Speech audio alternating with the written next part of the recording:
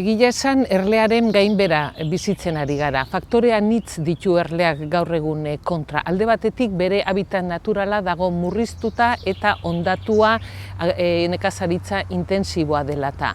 Bestalde batetik pestizida kaltekorrak dira eta monokultibo horiek nekazaritza intensiboarenak hor edonun aurkitzen dituzte. Gero daukagu bere kontrako patogeno berriak eta predatzaileak ugaritzen ari direla. Eta bukatzeko gizakiaren maneju oker bat, supererlearen kontzeptua dela eta ordezten ari dira kanpoko erlearekin bertako erlea. Eta horrek ekartzen du erleak bere dibertsitate genetikoa galtzea eta horrekin adaptatzeko gaitasuna. Eta ze ondoriak ekarri dezake gure erlearen gainberak, horrek ekarriko lukena da ez genukela estirik eukiko, baina hori gauza txikia da, konparatzen baldin badugu ekosistemetan gertatuko litzatekena zeren eta erlea agente polinizatzailea oso importantea da.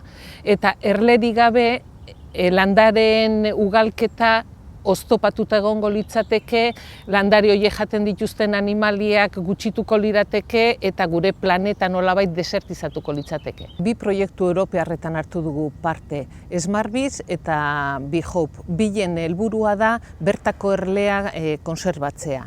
SmartBizen bidez martxan jarri dugu hobakuntza genetiko programa bat, bertako erleak dituen ezaugarri onuragarriak areagotzeko. Adibidez, bere eritasunekiko resistentzia, edo mantxotasuna, edo eztiprodukzioa.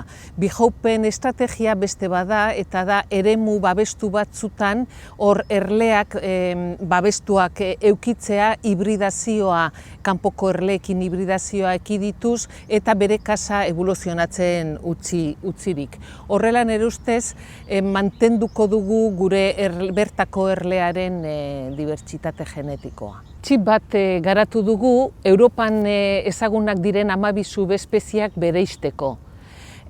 Horretarako Europan laginketa egin dugu eta 12 subespezietako genomak analizatu eta desberdintasuna genetikoak bilatu ditugu subespezie desberdinen artean. Desberdintasun horietan oinarriturik eraiki dugu edo diseinatu dugu txip hori. Horrela, edozein erlea hartu, analizatu eta jakin dezakegu zein subespeziekoa den jatorriz. Hori zertarako balio duen, gure erlezainek une oro jakin dezaten zein erlearekin ari diren lanean.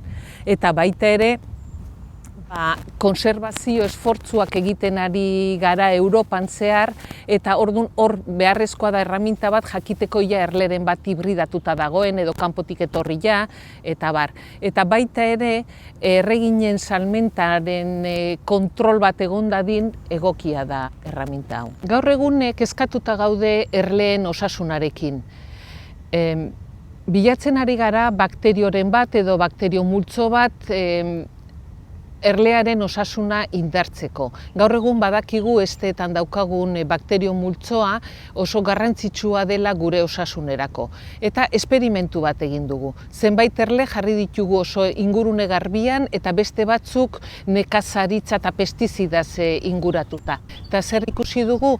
Ingurune garbian dauden erleak ugariagoak dituztela onuragarriak diren bakterioak. Eta hau abiapuntu ona da ildo honetatik ikerketa jarraitzeko.